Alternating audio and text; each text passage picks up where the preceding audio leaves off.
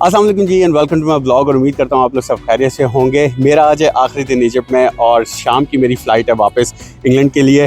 तो मैंने सोचा जाने से पहले एक बहुत ही famous attraction Salahuddin Ayubi castle और मोहम्मद अली मॉस्क भी कवर कर ली जाए। तो मैं इस वक्त मौजूद हूँ सलाहुद्दीन कैसल में और इसी कैसल के अंदर है मोहम्मद अली मॉस्क भी। सलाहुद्दीन अयूबी जो थे वो फाउंडर थे अयूबी डायनेस्टी के और सुल्तान थे, फर्स्ट सुल्तान थे इजिप्ट और सीरिया के। बाद में उन्होंने जेरूसलम भी कंकर्ड किया 1187 में।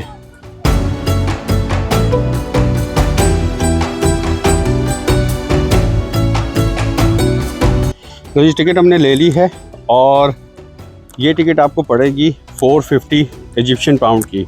तो अगर हम इंग्लिश पाउंड में कन्वर्ट करें तो तकरीबन 7 पाउंड तक की आपको मिलेगी ये। So not bad. और अगर आप कायरो आएँ और ये किला नहीं देखा या मस्जिद नहीं देखी तो फिर क्यों आएँ। तो इसलिए 7 पाउंड खर्च करें।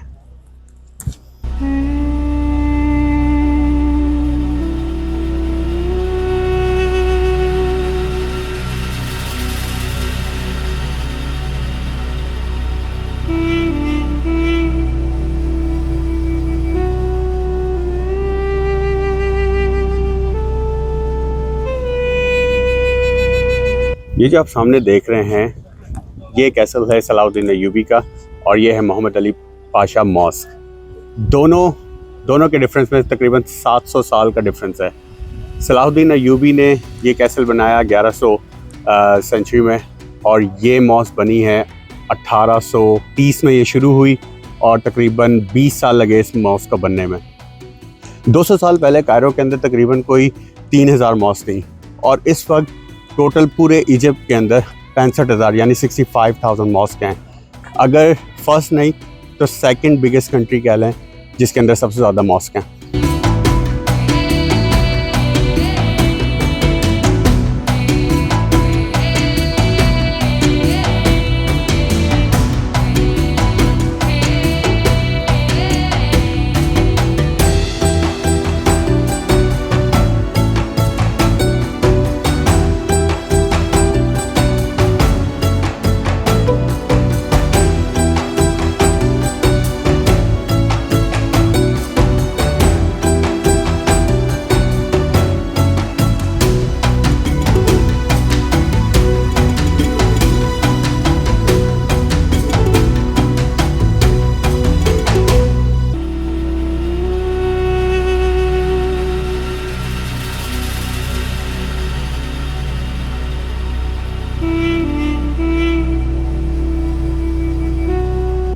और ये जो आप देख रहे हैं कि हाफ ऑफ द मॉस्क जो है वो सीलिंग में है और ये बिग शाफ्ट जो है ये सीलिंग के बगैर है। तो इसका बेसिकली कॉन्सेप्ट ये होता है कि गर्म जो कंट्रीज़ होती हैं अगर वो पूरा कवर कर दें तो उस टाइम पे वेंटिलेशन का कोई सिस्टम नहीं होता था।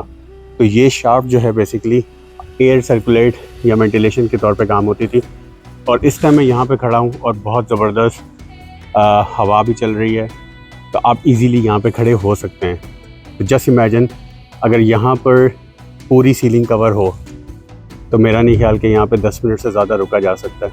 और अगर आप एक चीज़ और नोट करें तो ये वाले कॉलम जो हैं वो इन वाले कॉलम से बड़े हैं।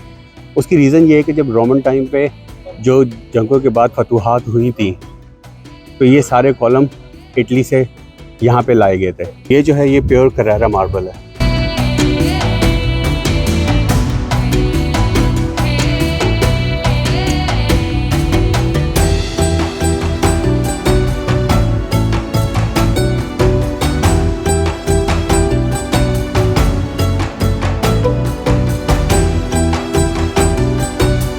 और ये जो आप गेट देख रहे हैं ये है 700 साल पुराना और उस टाइम ये जो गेट था ये प्रिजन गेट था।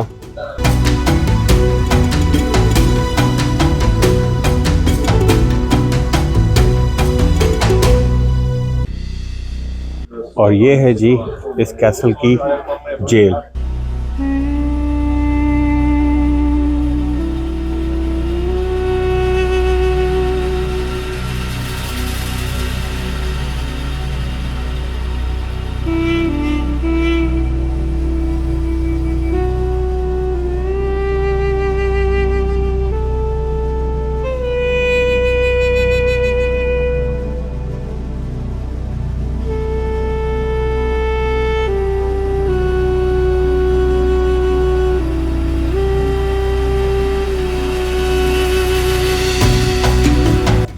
तो अगर आप कायरो आ रहे हैं और आपके पास बजट भी बहुत लिमिटेड है तो आप ये होटल भी बुक करा सकते हैं। और ये बाकी सेल तो बाकी कैदियों के हैं, लेकिन ये है पॉलिटिकल जेल। तो अगर आपने हुकूमत के ख़िलाफ़ कोई आवाज़ उठाई तो इंजाम आपका ऐसा होगा, 50 किलो की बॉल और आप सोएं भी इधर और खाएं भी इधर और पिएं भी इधर ही। इन्हीं सेल के नीचे, मतलब इस फ्लोर के नीचे एक और जेल है जिसे नो सन जेल कहा जाता है। मतलब अगर एक दफ़ा आप उधर चले गए तो फिर सूरज की रोशनी आपको नहीं मिलेगी।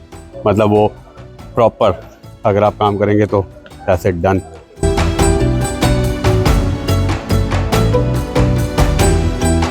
और ये है जी कैसल की बाहर की एंट्रेंस, जहाँ पे आप पूरी कायरो सिटी देख सकते हैं। और यहाँ पे अगर मैं आपको जूम करके दिखाऊं तो आप यहाँ से पिरामिड्स का व्यू भी देख सकते हैं। तो कैसल की इस लोकेशन को पैनोरामिक व्यू भी कहा जाता है क्योंकि यहाँ से आप पूरी सिटी को देख सकते हैं।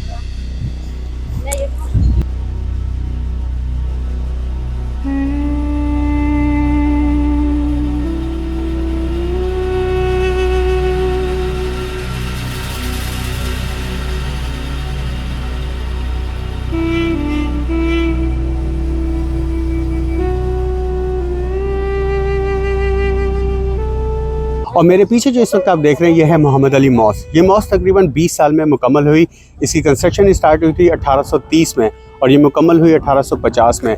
ये मॉस्क सुल्तान मोहम्मद अली पाशा ने अपने बेटे के लिए बनवाई थी और जिसको डिज़ाइन किया था तुर्क आर्किटेक्ट ने। इसीलिए इस मस्जिद का डिज़ाइन जो है वो ब्लू मॉस्क टर्की से मिलता है।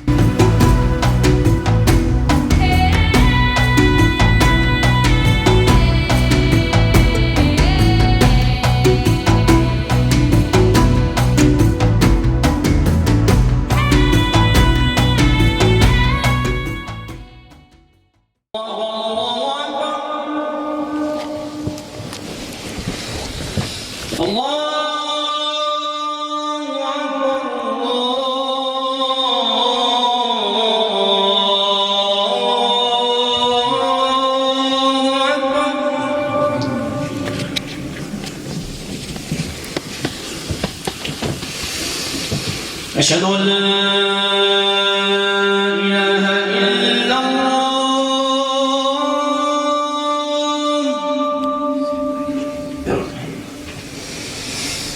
أشهد أن لا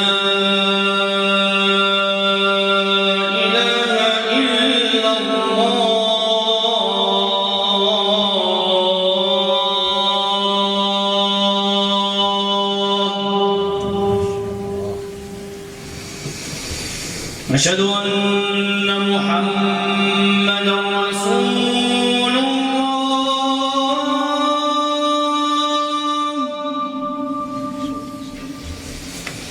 أشهد أن محمدا رسول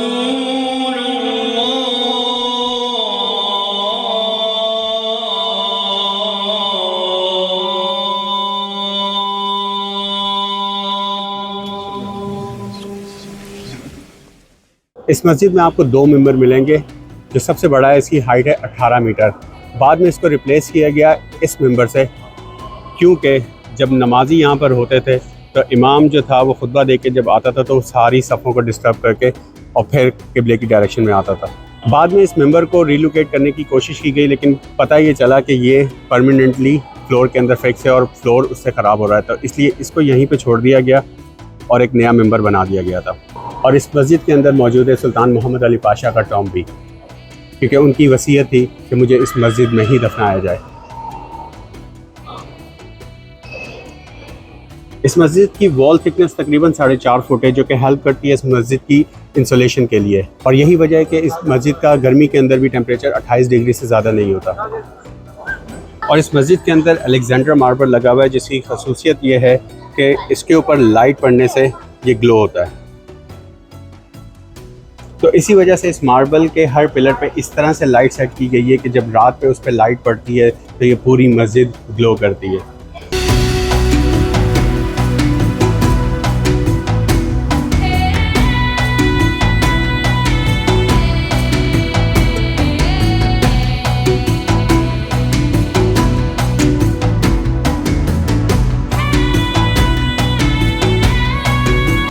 और ये है जी इस मस्जिद का वज़ू खाना, जो कि उस टाइम विदाउट एनी मोटर और कुछ भी ना होने के बावजूद इसका वाटर सिस्टम इस तरह से सेट किया गया था कि डायरेक्टली रिवर नाइल से इसका पानी यहाँ पर आता था।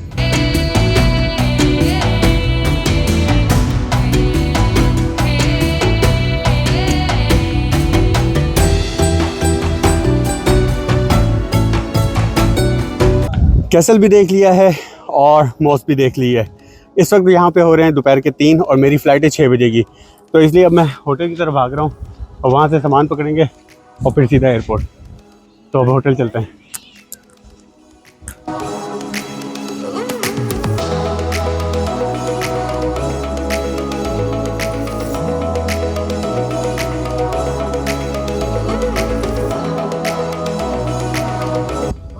टैक्सी मेरी आ गई है और यहाँ से होटल जो है तकरीबन आधा घंटा है, और इसका मतलब ये है कि मैं होटल पहुँचूँगा 3:40 पे और मेरी 5 बजे की फ़्लाइट है, तो बड़ा टाइट माहौल होने वाला है।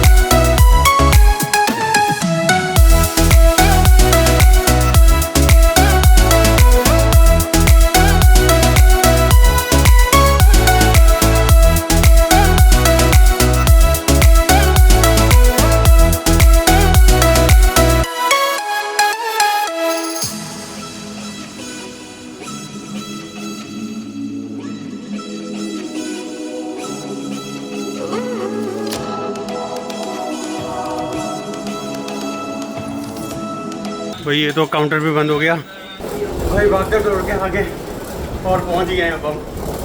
ठीक है, और अभी मैं जा रहा हूँ जहाज़ के अंदर। अभी लैंड हुआ हुआ लंदन में, वही बारिश, वही क्लाउड और वही ठंड। खैर अभी घर जा रहे हैं और इंशाल्लाह मिलते हैं न्यू ब्लॉग में। अल्लाह हाफ़िज़।